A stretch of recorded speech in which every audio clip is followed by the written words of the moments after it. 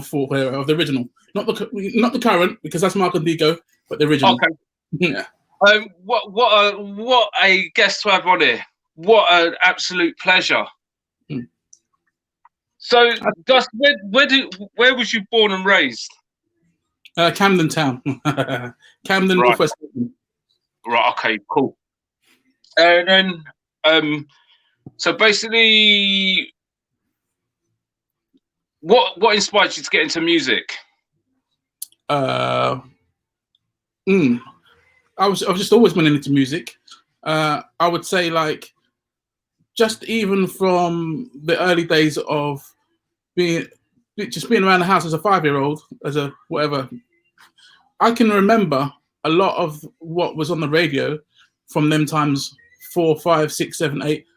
All of those years, I remember what's my favorite songs up to now, my favorite artists, and but I didn't know I was going to go into music. I just knew that I loved music, and then it transpired when I went to secondary school. Then you start playing the recorder and drums and try to play the double bass and piano and all that kind of stuff. And it wasn't until I got to college where I really started taking it seriously. Yeah. All right, cool. I want to talk about MR.KIRK'S Nightmare. So for me, as 16, 17, hearing that song was for it, even to this day, it was such a game changer for that era. Yeah. Can you give us a bit of explaining about it, mate? Well, I was before 4Hero officially was 4Hero. I was, if we go right back to the beginning, the beginning is Mark Mack, who's part one of the 4Hero crew, bringing in a drum machine to college while I was at college. We was all doing electronic engineering. He brought a drum machine in, and that was the first time I'd played with the drum machine. Yeah. Brought it in during the break. During the break, oh, this is wonderful. He said, take it home with you. And in them days, by the way, I should say, Mark and Ian, another one of the original 4Heroes, they had a sound system, and they used to play at weddings, and they was all into rare grooves, and they introduced me to all the rare groove side of things.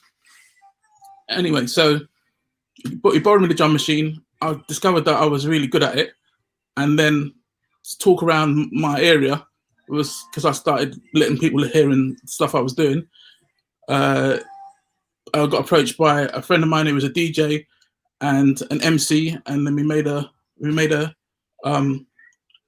group, hip hop group, and then we got picked up by a guy called Ivor Etienne, who ended up running Mobo. I mean, not running Mobo, running Choice FM, and Ivor Etienne. He became our manager, and I was making hip hop records, hip hop productions, and at the same time, Mark and Ian decided that they wanted to start a radio station, playing like rare grooves and all that kind of stuff. And when we used to get together in my bedroom to make jingles for the radio station, that's how 4Hero got formed. Before it was 4Hero, before we started making tunes and releasing tunes. So before then, we got signed to Tim Westwood's label, which is called Justice Records. Had a release on there. Then I got asked by MC Mello to make a couple tracks on his album Thoughts Release. Right. I produced a couple tracks there, and was doing good hip hop stuff, touring with them, going Paris and all different kind of things. At the same time, doing the Strong Island, which is the name of our radio station, doing all those kind of jingles and events with Mark and Ian and Digo, because by then that's how we met Digo. When we had a radio station called Strong Island Records, Strong Island Radio, Digo was a DJ on it and basically had the same taste as Mark, rare grooves and all the rest of it, and that's how they really got tight and together. And so that's all out of the way. Now, I'd made a bunch of productions, 30 or 40 musical productions, hip hop productions, and getting frustrated with not being able to get them out there. And Mark one day at college said, "You just start a record label and start putting the stuff out." Simple as that. And my hip hop producer name was Reinforced Gus because of the way that I used to tune 808 mixed with the Last Night Change It All bass drum mixed with a Blackbird's bass drum. That was my boom. Anyway, and so they called me Reinforced Gus, and that was that. So we thought, okay, me and Mark, Ian, let's start a record label, call it Reinforced Records, and it was going to be a hip hop label, but it never became one. What? Oh my lord! yeah, because the influence that Mark was bringing, the house, because he was into house, Detroit house, into all. I was never a 4/4 man. That was not me. But Mark, at that. And when we used to make things together, jingles and all the rest of it, his influence, we all melted together, and it made what became like Mr. Kirk's Nightmare kind of thing. Well, that was an EP. If you remember, the first EP had 5 tracks on it, and one of them was called Move with the House Groove, and it had Mark rapping on it, and Digo rapping on it, I believe. No, Mark rapped on these Rising Sun. Mark rapped on the Rising Sun, so there you go, the hip hop influence. Digo rapped on Move with House Groove, and I can't remember the other 2 tracks on Combat Dance, but there was 5 of them. And Mr. Kirk was another one. But Mr. Kirk was kind of them guys used to come around my bedroom. I think Ian came up with a bass line, yeah, like that, and then Mark provided me with all breaks, both Mark and Digo. I said, "Here's my record collection. My break collection was vast because DJ Pogo, a lot of hip hop guys, they gave me their record collections because I was like producing for MC Mello and some other people. They said, right, we're going to be working on Fort's release. Here's a couple boxes of records. Go and sample away." And I had a sample library, like it was like drum loops, horns. It was like piano riffs, guitar riffs. And when I used to make a production, I used to pull out a couple of drum loops, guitar riff, and it became quite easily. It was a method not to make records because it was like painting. I need a guitar. Take the guitar. Oh yeah, that guitar riff works. Stick it on there. All right, I need a horn section. Go down, put out a little tray of horns. Yeah, that sits in there, and so records could be made quite easily. And that system was adopted by Mark and Digo, which is where they can sort of, they made a Tom and Jerry record in 45 minutes, and another one made it in an hour and 9 minutes. Yeah, and it was as simple as that. What? Yeah. Wow. Yeah. So that was that system there, and yeah. So when I was making Mr. Kirk, I wanted to do some different stuff, which that was kind of been my ethos. If you listen to the track I made on MC Mello's album, there was a track called Word Spoken, and half of the track is just normal fast drums, and the other half of the track is swing Teddy Riley style, and it blends into it. And I wanted to just do something because no one else had done it, and it was the same when I was making Mr. Kirk. I thought, okay, you know what I want to do? I want to make one drum loop go backwards and forwards throughout the whole track. So I did it with Think. I made Think into a 8-bar loop, 4 bars forward, 5 bars backwards, and it was kind of difficult to match them up to fit with the drum loops that was just going forward and not sound crazy. But it took a long time. But hey, I just wanted to do it, and I did it. So there was 5 drum loops running in Mr. Kirk, and they all kind of melded together and did what they did. Yeah, what I did. And after a few, like Ian come made the bass line, Mark doing his suggestions, and after the instrumental was done, because it was an instrumental before it had Mr. Kirk on it. Right. Oh, okay. So I was looking through Mark's record collection, and I saw the Mr. Kirk. Well, it wasn't called Mr. Kirk. It was just some kind of anti-drugs 1960s record, and I was going through to do my sample. I was just pulling up my sample library. Didn't know what I was looking for, and then this record started with Mr. Kirk. So it's dead. Immediately I thought, okay, this is going to grab everybody's attention, and they'll make everybody not forget the record. So I was all about, make it different. This was going to make some people never forget this record. So I put it on without even telling anybody.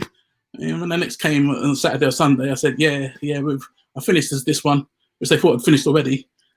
Played away, and it was Mr. Kirk, and it did what it's supposed to. Mark's like, oh no, that's too controversial. And Ian was like, yeah, people ain't gonna forget it. And Digo's like, do what? Digo's Digo. Yeah, it doesn't matter. Yeah, as long as the music's good, yeah, cool.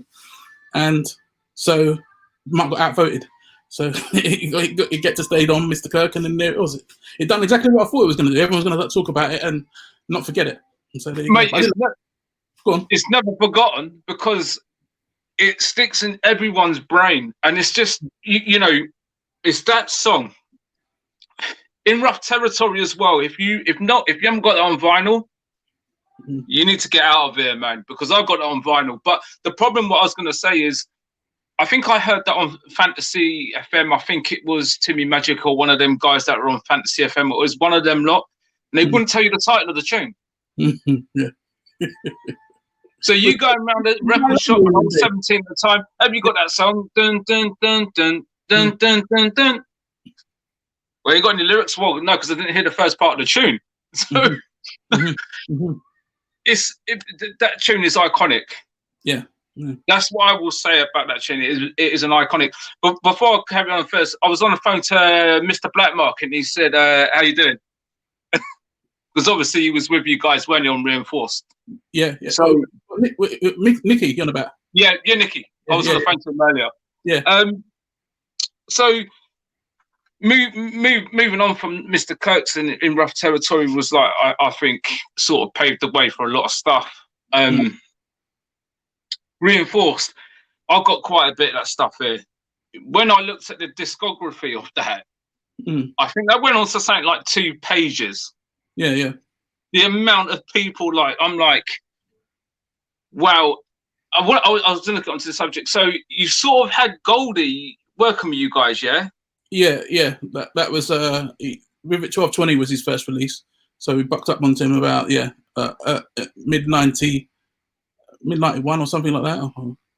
Yeah, something like that. Yeah. We met him in Astoria. He was just in the crowd attending the show. We was doing a Full Hero show at Astoria, and he just come back from New York, I believe, because he was doing a documentary, and he was getting into all this rave music back then, and just approached us after the gig while we were just out on the dance floor. Said, "I'll do artwork. I want to do artwork for you guys," and things went from there. Yeah. Wow, man! Because not last week, the week before, I had Nebula 2 on, and obviously he was part of you guys with Seance and Ephemera and stuff like that as well, man. So did you think that Reinforced would be that iconic, that it would be that massive? No, of course, nobody ever does. What happened was that we never got paid for Mr. Kirk. It's an infamous story, because we put it out. The first was a 5-track EP, which we were selling out the back of my mum's car, and we sold them. It was unbelievable. Like, we pressed 2,000, and we sold them on a weekend. It's like one shot. I'll take 300. Dancehall record take 300. Zoom in Camden took 300, and it was like that. Black Market took 200, and the weekend was done. And we was like, this is a good business, because we had 2,000 records. It's all gone, and we was like, okay, this is great. And then it started doing what it was doing. This is I believe it was. I think they may have been white labels. I don't think they had the Reinforced Rivet. Oh yeah, they did. Yeah. Rivet 01 did white labels first, then we did Rivet 0, and okay, they did. And then we got a call from a distributor called Pacific Records, Pacific Distribution. They said we distribute Sharp and Dance, and we want to distribute you guys. Stop selling it at the back of your car, and let's do it properly as a 12-inch. Yeah. So we said, all right, no problem. We didn't do no more. So there was only 2,000 Combat Dance, I believe, maybe 3,000. Wow! And then that's the EP, and then the 12-inch went with Pacific, and that sold 30,000 or something like that. And then they never paid because they went bust. Oh no! Yeah. So then they owed us 20 grand or something. They owed Sharp and Dance about 50 grand, so we were lucky. Yeah. And then so what had happened there? We couldn't pay the people that we pressed the records with, the factories that was waiting for us to pay them. We owed them about I don't know. I think we owed them about like 15 grand or something. And so then what had happened is they said to us, you can have an extra £5,000 credit and go make some more records and see if you can pay us back. And then that's when we said, okay, we've got to make Combat Dance, we've got to make an album, and we've got to make a bunch of 12s just to pay back these people. And so they was coming around my house every weekend, and we was just outputting, making loads and loads of different tunes just in order to pay them back. And that's why we came up with Tech 9, and we came up with Our Solution, and we came up with Manix. We came up with a whole bunch of different names, but they were us. But we were just doing. It was you guys. Yeah. Oh man, well, that's one of the questions I was going to ask you. I didn't know that. Yeah. So Tech 9 was mainly in the end it evolved into being Digo, but right at the beginning it was just all of us making as much as we could so that we could pay back the people. Right. We released it under different names, so it looked like there was different artists on the label, and then before you knew it, other artists started approaching the label because they thought we had 5 or 6 artists, and we was flinging out 12 inches left, right, and centre. And so Manix was the one that blew up the most. That was Feel Real Good and stuff like that. 1209. That was mainly Mark. Yeah, Mark was doing the piano. Yeah. That wasn't Digo. He wasn't really into that. So Mark did the piano stuff, and then that sold. I don't know. And that was like Mr. Kirk, another 30,000, and then that paid everything back, so we could go back to the depressing people and say, look, here's your 15 grand we owe you. I did it in a suitcase so I could film. I came in there with dark glasses and a suitcase full of fivers. Because I want to make the suitcase fat with money. He's like, a suitcase full of fivers. I was like, here's your dough.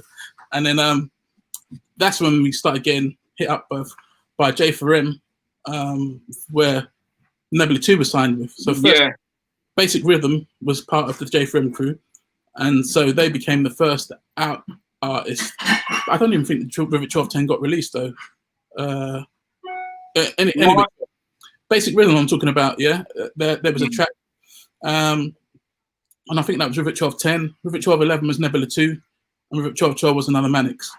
And through that little period there, that was very successful. You know, even the first quarter of I was just mentioning it to Mark the other day because he was talking about magazine clips, and I see that on Facebook.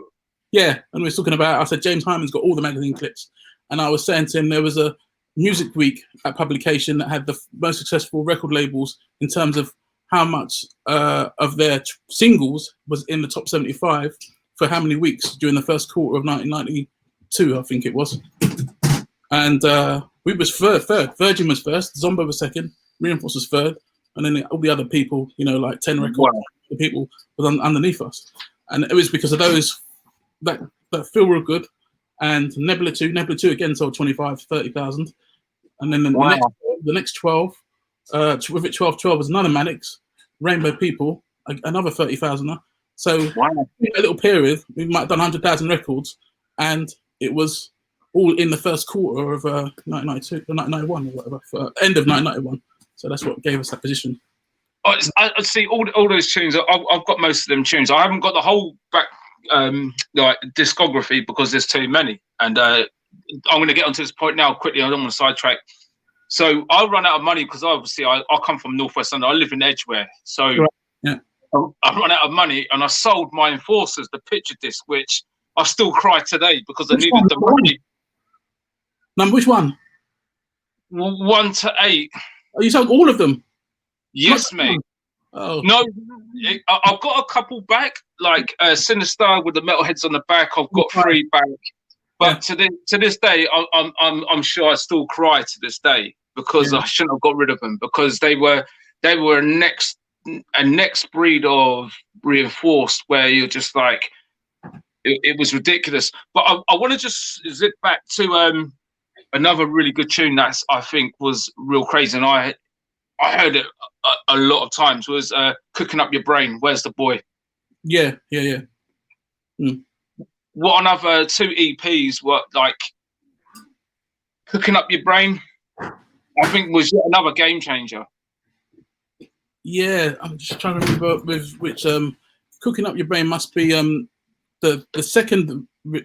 No, it's either Rivet 1206 or Rivet 1208, whichever one that is. Where's the Boy? So, yeah, it was a while back, but that was again, that was definitely a collaborative effort when we made that one together. Yeah. It was a really, I think, like, to be honest, all the stuff on Reinforced, like, is, you know, whether you've got Peugeot, whether you've got Nicky Black Market, all those EPs. I'm going to call them EPs because that's what I know them by. They were all, I don't think I heard one dodgy one. You know, Open Skies, there's too many to say, mate, because I think they're all anthems. Yeah, well, I suppose it was more of a strict A&R, because I had to pass A&R ears of 4 of us instead of one person. Maybe it became more, it filtered down to get the best ones. You see what I mean? It was only later on, after, I would say, after the big successes I was just mentioning, come to about Rivet 1220 when Goldie came on the scene, then I kind of left. I wasn't so much involved in the A&R, and that was all Mark, Digo, and Ian, and only a couple little projects here and there that I sort of brought in, like Steve Alexander. It was left field. It wasn't like normal. But during, like you said, the early days, and even all the way through, they had to go through so many pairs of ears that we filtered down to get the good stuff. And there's a lot of stuff that's never got, never got released, and probably people want them now, but where are they? On that somewhere in somebody's attic. Wow. Well, I've got a DAT player here if they want to borrow it. So, I'm going to ask this. Tom and Jerry. Yeah. Was that a side label from Reinforced? Yeah, there was many, and that was it wasn't the first, isn't it? Yeah. Well, no, it wasn't the first side label of Reinforced. We had loads, because then, like I said, them guys, the output for those two was immense, and I think Reflective Records was the first side label, and that was techno based. Remember, I saw the techno influence came. Tom and Jerry came when there was a lot of when the jungle sound came, and there was a big debate flying all around about some music sounds like it's just been thrown together, and it wasn't very it was not intelligent or whatever. It wasn't, the production didn't seem to be well thought out. And that was a debate that was swirling around the whole drum and bass rave, or whatever it was called back in them days, hardcore community. And there was some hardcore that was just, we didn't appreciate. We just thought, any 2-year-old could make that. And there was some kind of discussion, argument, this, that, and the other, and not argument, but challenge. Like, those records are so simple. Yeah, them guys out there, they think that they've got the skills, this, that, and the other. I could make something like that in under a couple of hours, and that was the Tom and Jerry challenge. It's like, okay, let's just do it was like a joke thing. Let's just make one of those tunes that are out there that everyone's going nuts about. Let's just show how easy it is to make. You first, Digo, and me go, Mark, and that was 45 minutes, 1 hour. Here's mine. Let's release it, see what happens. Oh yeah. And the argument was won. Okay, so them two is like, see, I told you, it's them joke records out there. We can do them in whatever. And there you go. There was Tom and Jerry. But oh, that's good. It sold like 3,000 or 4,000. Let's carry on doing a couple of times. Every now and then, they'd knock one out. All Tom and Jerry records are like Saturday afternoon. Here's another Tom and Jerry. Sunday Digo comes in. Here's another Tom and Jerry. Right, release it. But the Reinforced ones were taking days to make, kind of thing, you know. So.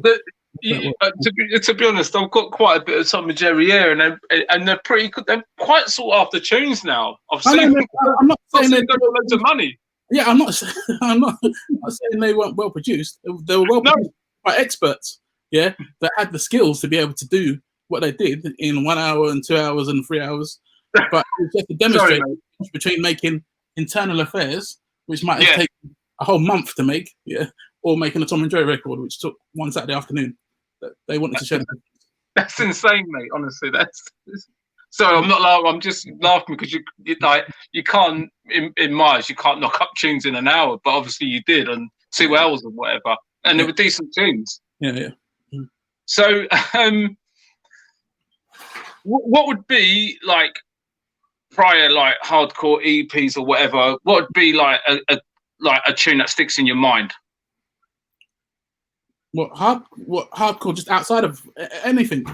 Inside of hardcore, not outside.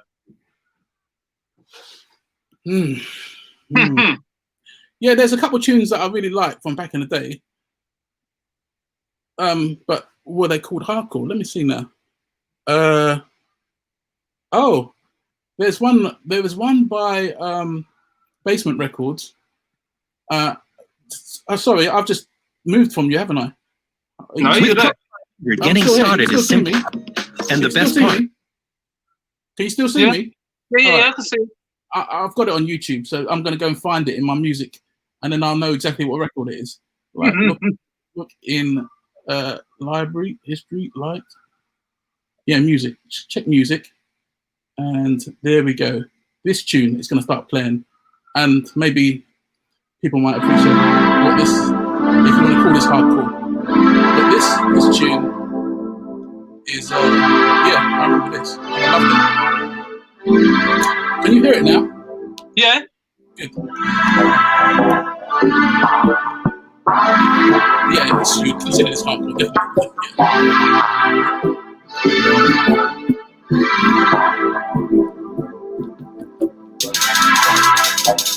I'm gonna get to it because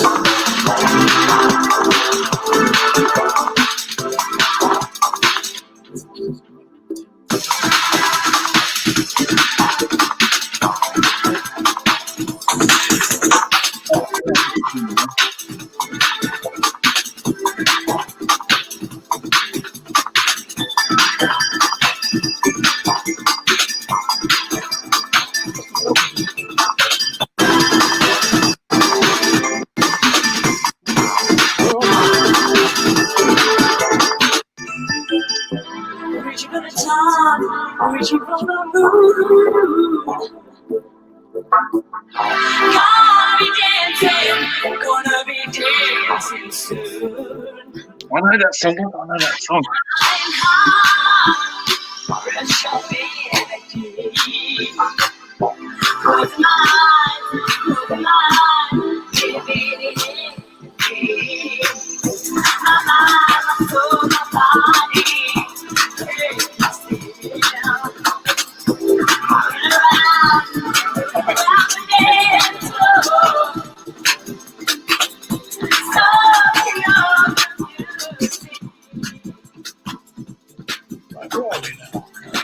I remember that tune, but I can't think of the name of it. oh, it's called Flying Techno Mix by Basement Right. And here's the techno part of it. Yeah. Hardcore part of it. Yeah, I know. Yeah.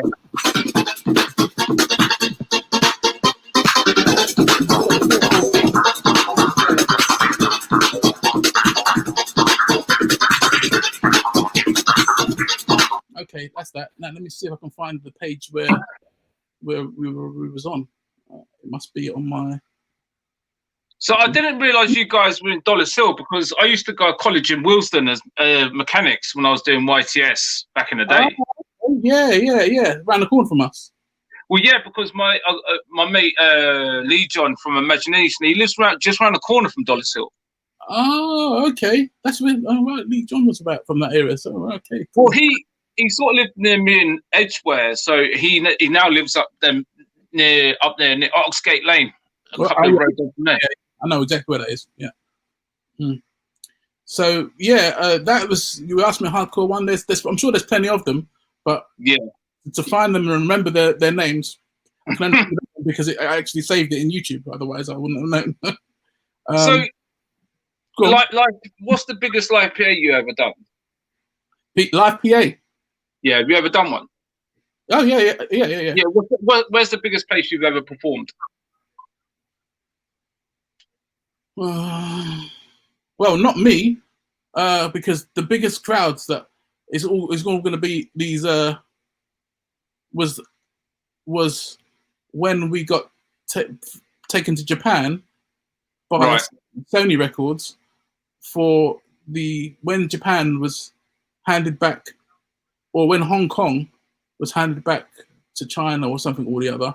They did some big celebration it was Hong Kong. It wasn't Japan. It was and it was in the airport.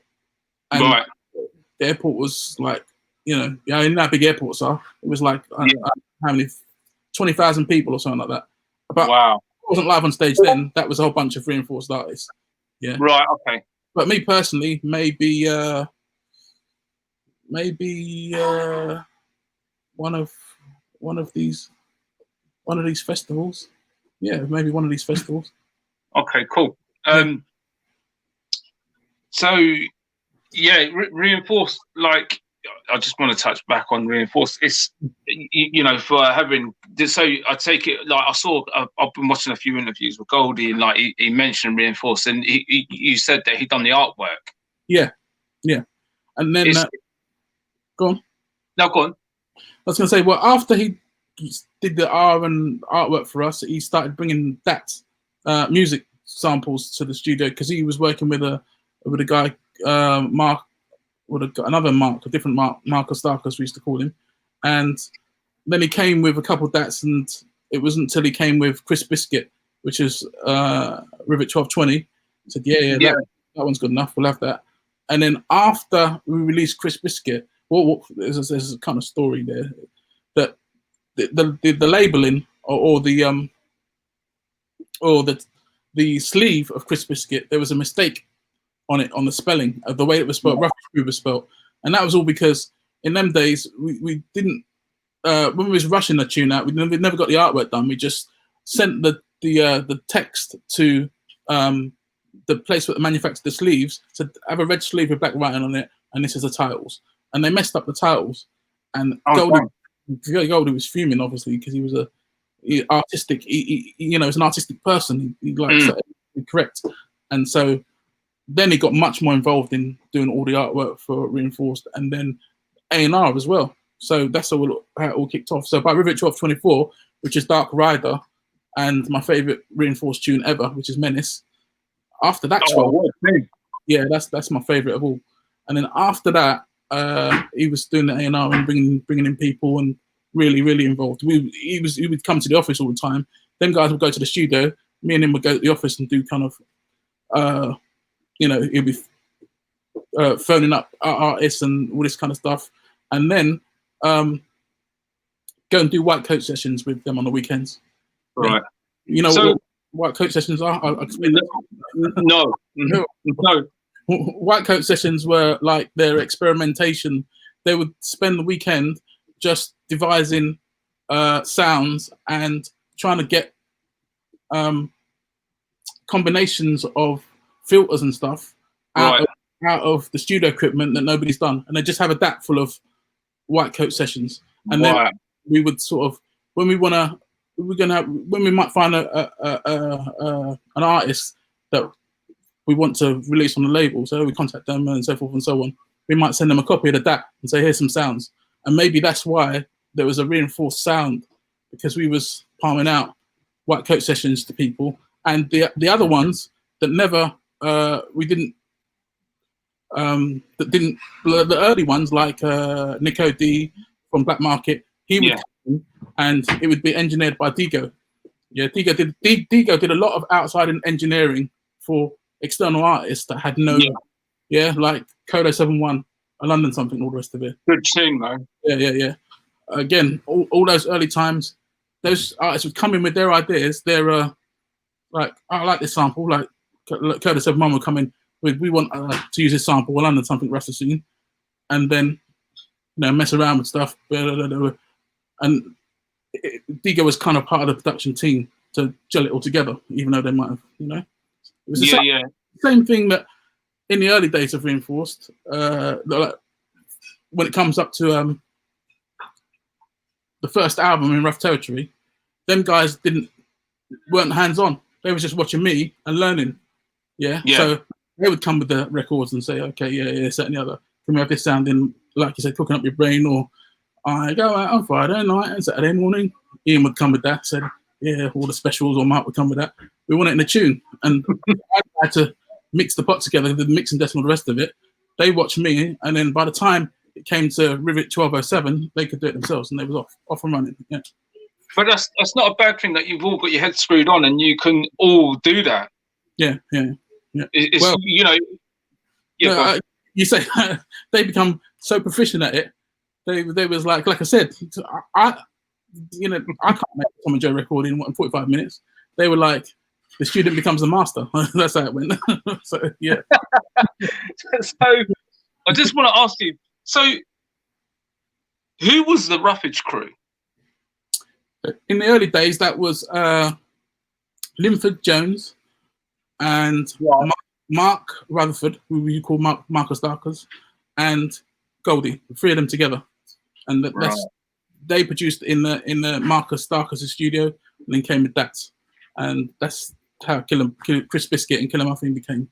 That's yeah. Again, I can keep on saying that's such a good tune. It's got such a good tune. Like, guys, if there's when all you guys, if you're watching and you don't know about Reinforced, go and look it all up on YouTube, because I'm telling you, there are some really, really big tracks on there. Like even like Nookie, some of the stuff that he turned out. Like no, not some of it, all of it. Like I can't even say an artist like some of it. It's not because you can't, because every tune that like you guys do has just been like Rainbow People. Like I can go on and on. You know, as I say, if you guys haven't heard some of that, and I know most of you guys have, go and look it up on YouTube, because you're going to be surprised. Well, thank you very much. It's like it's you know, if it weren't for the likes of like Shop and Dance, you know, Genocide 2, you know, Suburban Bass, Reinforced, you know, would there be this scene? You know, would it be this movement? It would have been a different form. That's all. Yeah. The scene would have existed, but the way it would have evolved, it would have just been different. It's just that's just the way it is. Yeah. It was. I reckon there's a lot of people, because the reason why I'm doing these interviews is because I don't think a lot of people know about behind the scenes. And like, you know, as you said, like about you guys being Manics and, you know, Tech 9, because I never knew that. No, I never knew that at all. You know, the same as like I've interviewed Blame on here and Nebula 2, you know, Alex Banks from Easy Rollers, Hype on Experience. I didn't know half of the stuff you telling me. I don't know. And it just gives viewers and people that are interested in music to what your backgrounds are, and you know the actual what you've done for the scene. Because I think if it wasn't for you guys, I know it would have taken a different direction, but we wouldn't have had these tunes out there. Yeah, we wouldn't have. And you know, there's so many anthems, as I keep saying. You know, would it have been as? Would there be the influx of all these good tunes? Who knows? You don't know. You don't know. But what I can say is that I once heard like one of these all-time great athletes, or it was something like that. What they were saying was the reason I became so great it was because some of the competition that I had in front of me that made me want to get better than them, and that's what was happening in them days. Yeah, we wanted to be better than Shut Up and Dance. I mean, not Shut Up and Dance. They was even like before us, kind of thing. But our contemporaries were Moving Shadow and Suburban Bass. So if they had a tune out that we thought, ooh, that was all right, we'll do something better. And that was the ethos within the studio itself, between the artists. So Scotty would come in with something, we go, oh, go and do something better than that. so that's how it was. Yeah. You know what? See, there's again, there's another name. Everyone forgets about Doc Scott. Yeah. What more can I say, man? Like, that guy is just a legend as well. You know what I mean? Yeah. See, I think you must have like created this pot where you had the cream of the crop on that record label. Yeah, well, that was the intention. It was like, okay, let's we've done it. And that's what the Enforcers was as well. It's like, let's do a series that's rare, like going to be rare groups. So when they do 1,000 of them, the most any Enforcers ever done was 3,000 of one of them. I don't know which one it was, but normally it was 1,000, and that's it. Oh, it ran out. And in doing that, we're going to go around the scene and say, oh, who do we think is doing some really good stuff? Yeah, we'll invite you to be on Enforcers, and that's our. The only person who didn't get on Enforcers was Dillinger. We got Lemon D. We got Lemon D twice, but not Dillinger, and he's my favorite. Wow. He's my favorite producer of all time in this scene. Yeah. He's pretty vicious. Some of his tunes are, man, because I've got them like here, like the Valve and stuff like that. Is like, I think he's, grimy. Yeah. Wow, man, just I don't know. There's a lot of producers out there that they're very dangerous at what they do. Yeah. Very, very dangerous. Right, Gus. You know what? I'm going to wrap this up, fella. Okay. Thank you ever so much for coming on. I really appreciate it, and so does the station. No problem. No problem. Yeah, thank you ever so much, man. Hopefully, man, we'll speak to you soon. Yep, really enjoyable, and thanks for having me. No problem, Gus. Thank you ever so much. All right, great. Cheers, bud.